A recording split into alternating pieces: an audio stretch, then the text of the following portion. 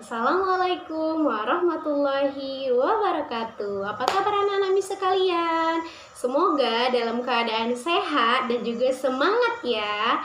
Nah, kali ini kita akan belajar tematik subtema 4 pada pembelajaran 3 dan juga pembelajaran 4. Oh iya, sebelum belajar Miss mau tanya, anak-anak Miss sudah sarapan belum? Ya, yang belum sarapan, silahkan sarapan terlebih dahulu agar belajarnya itu tetap semangat. Oke, sebelum kita belajar, alangkah baiknya kita berdoa terlebih dahulu agar pembelajaran kita hari ini diridhoi oleh Allah Subhanahu wa Ta'ala. Oke, berdoa dimulai. 7 kali 3 tambah 9. Doa sebelum belajar. Bismillahirrahmanirrahim. Raditu billahi rabba wa bil islami dina wa bi muhammadin nabiyya wa rasulah. Rabbi zidni ilman warzuqni fahman. Artinya, kami ridho Allah sebagai Tuhanku, Islam sebagai agamaku, dan Nabi Muhammad sebagai Nabi dan Rasul. Ya Allah, tambahkanlah kepadaku ilmu dan berikanlah aku pengertian yang baik. Baiklah, kita akan masuk pada materi. Apakah materi kita pada hari ini? Apa kira-kira pembahasan kita kali ini? Ya, gambar di samping ini. Gambar di samping ini itu menjelaskan hari ini kita akan belajar. Ya, benar, bunga. Ya, kali ini kita akan belajar tentang bunga. Nah, ada apa ya dengan bunga kira-kira? Bunga adalah bagian dari tumbuhan. Bunga diperlukan dalam proses perkembangbiakan sebagian tumbuhan. Ada banyak jenis bunga yang ada di sekitar kita, ya kan anak-anak? Tapi bunga yang di samping ini adalah bunga kebanggaan Indonesia. Nah, tahu tidak bunga yang pertama itu bunga apa yang warna merah?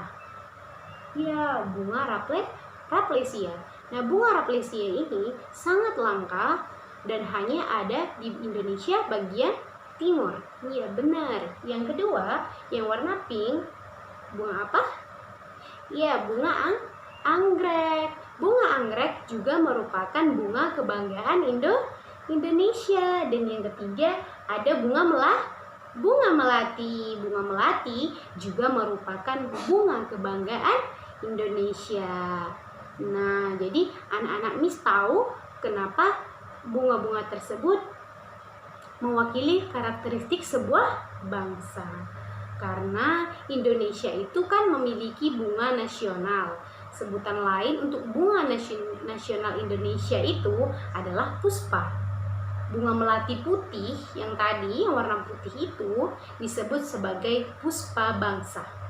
Kalau bunga anggrek bulan itu disebut dengan puspa pesona. Dan bunga Raplesia arnoldi disebut dengan puspa langka.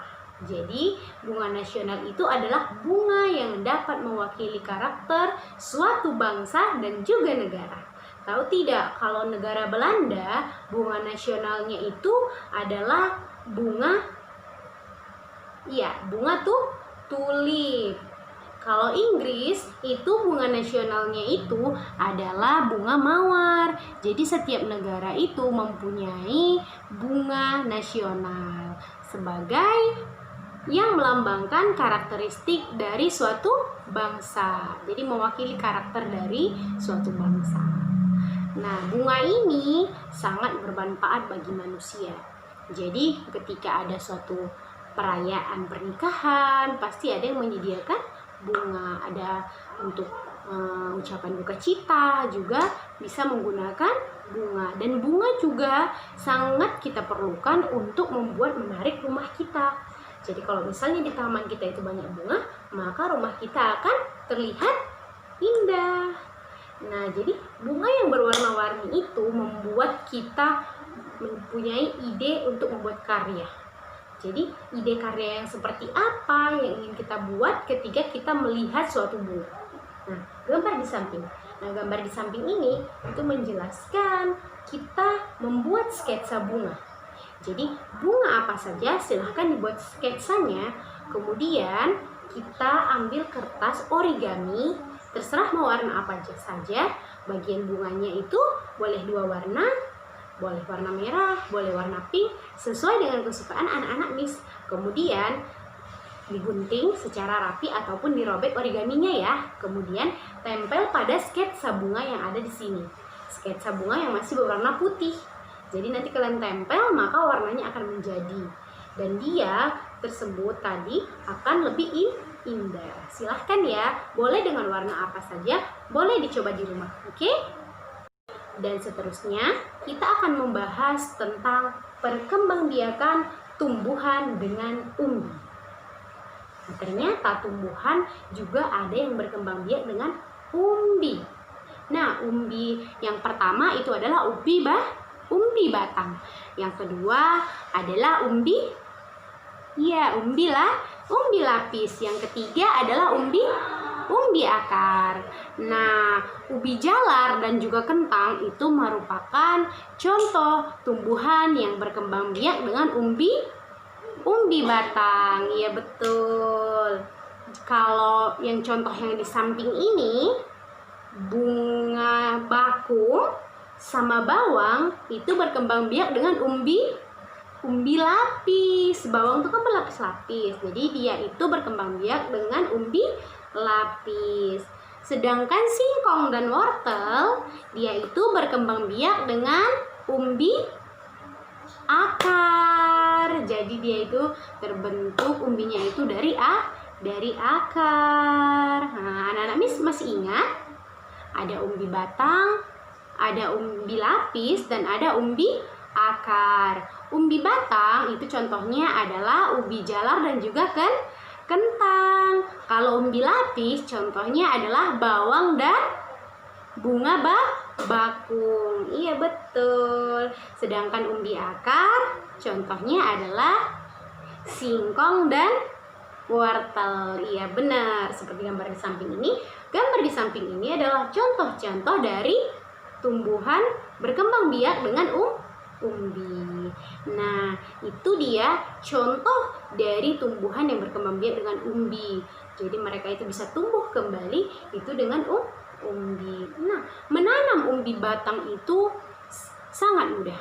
Nah, umbi batang singkong. Nah, singkong kalau kita mau menanam singkong, tinggal kita ambil batangnya, kita tancapkan di tanah ataupun kita tanam dengan cara meletakkannya di tanah, maka dalam beberapa hari batang tersebut akan tumbuh daun dan lama-kelamaan akan menghasilkan singkong. Jadi menanam batang ubi itu sangat mudah tumbuh. Menanam batang singkong, kalau kita tanam, kita tunggu beberapa hari akan tumbuh daunnya, kemudian akarnya, dan lama-kelamaan akan menghasilkan singkong, ubi singkong. Nah, itu sangat mudah dikerjakan.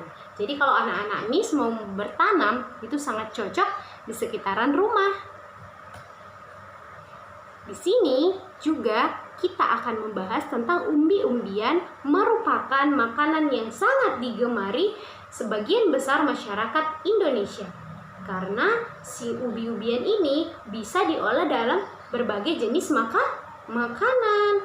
Bisa dibuat getuk, bisa dibuat keripik, dan bisa dibuat juga gorengan. Ada banyak olahan dari umbi-umbian. Nah, di sini ceritanya Siti sama teman-temannya membuat makanan dari bahan singkong, yaitu getuk. Tahu kan anak-anak apa itu getuk? Nah, jadi si Siti belajar membuat getuk. Mereka bekerja bersama-sama. Mereka membagi tugas dengan merata, sehingga semua pekerjaan dapat diselesaikan dengan baik. Jadi, kalau kita melakukan pekerjaan secara bersama-sama, maka pekerjaan tersebut akan lebih mudah dan juga lebih ringan. Misal, kalaupun kita contohkan ketika kita mengangkat air yang berisi dalam suatu ember, ketika kita mengangkat sendiri, maka kita akan merasa berat, ya kan? Namun ketika kita kerjakan secara bersama-sama, akan lebih sudah selesai nih membahas perkembangbiakan tumbuhan dengan umbi-umbian. Di sini ada soal matematika. Seorang petani memanen bunga mawar. Hasil panennya ada 141 tangkai bunga mawar. Petani akan menyimpan dalam 3 tempat yang masing-masing membuat tangkai bunga sama banyak. Proses di atas ditulis dalam bentuk pembagian 141 dibagi 3 karena petaninya memiliki 141 tangkai dan akan diletakkan ke 3 tempat. Nah, kalau diletakkan ke 3 tempat, maka 141 dibagi 3. Nah, kalau misalnya dia diletak di 3 tempat, 141 nih, berarti tempat 1, tempat 2, tempat 3, berapakah jumlah masing-masing bunga yang ada di tempat 1, 2, 3 tersebut? Nah, cara mengerjakannya kita buat seperti ini. 141, ini pembagian bersusun ya. 141 dibagi 3 karena akan diletak di 3 tempat. Nah, pertama itu kita 14 ini kita cari perkalian 3 yang mendekati dengan nilai 14. 3 kali berapa yang hasilnya 14? Coba ya. 3 dikali 1 sama dengan 3. 3 dikali 2 sama dengan 6. 3 dikali 3 sama dengan 9. 3 dikali 4 sama dengan 12. Masih 12 ya. Kita harus mencari nilai 14. Kita harus mencari nilai 14. Kalau 3 dikali 4 tadi 12. Kalau 3 dikali 5, 15. Wih, udah melewati dari nilai 14. Berarti nilainya itu nggak boleh melewati angka 14. Maka kita pakai nilai yang 3 dikali berapa yuk? Kalau 3 dikali 5 kan 15, sudah lewat. Berarti kita pakai 3 kali 4. 3 kali 4 itu belum melewati angka 14. Karena tidak ada nilai 14 dikali-kali 3, maka yang paling mendekati adalah 12. Maka di sini kita tulis angka 12. Jadi 4 dikali 3 sama dengan 12. 4 dikali 3 sama dengan 12. Ini dia 12 nih. Ini 12, ya kan? Nah, habis itu kita tulis di sini 12. Habis itu kita kurangkan dari kanan. 4 dikurang 2 sama dengan 2. 1 dikurang 1 sama dengan 0. Jadi kita tidak tulis lagi. Kemudian yang angka 1 yang ini tadi belum kita hitungkan, maka kita turunkan dia ke bawah. Jadi 21. Nah, kira-kira 3 kali berapa yang hasilnya itu mendekati angka 21? 3 dikali berapa ya yang mendekati 21? Tadi 3 dikali 5 itu 15. Kalau 3 dikali 6 berapa? 3 kali 6. 3 kali 5, 15. Kalau kali 6 berarti tambah 3. 15 ditambah 3 sama dengan 18. Terus kalau 3 dikali 7 berapa ya? Ditambah 3 lagi tuh 18-nya. Jadi 7 dikali 3 sama dengan 21. Maka sama nilainya dengan yang di atas. Jadi kita dapat 7 dikali 3 itu sama dengan 7 dikali 3 sama dengan 21. 21. Maka kita kurangkan.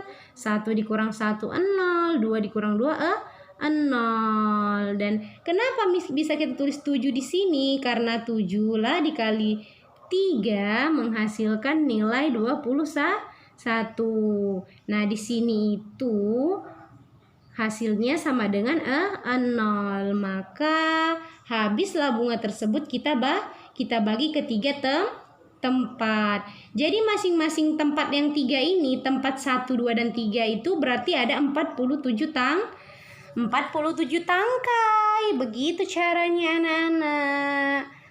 Di sini Miss tulis sele-selenya ya. Biar tahu dari mana hasilnya itu. Nah, ini ya, 4 dikali 3 sama dengan 12. Maka di sini kita tulis angka 12.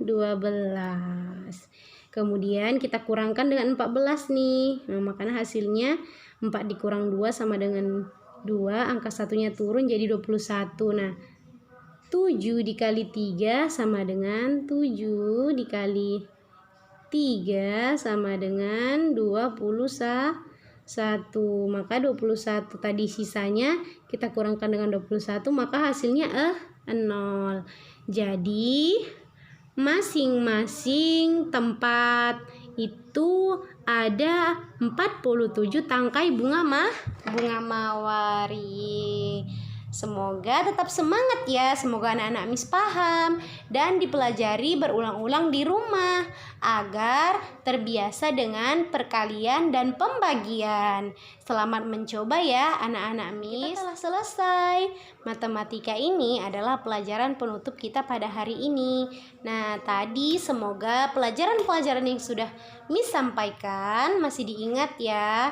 Yang pertama itu tentang bunga nasional, bunga-bunga kebanggaan Indonesia, dan ada juga perkembangbiakan dengan umbi. Semoga tetap diingat ya pada pelajaran selanjutnya.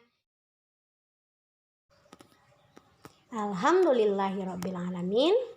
Wassalamualaikum warahmatullahi wabarakatuh.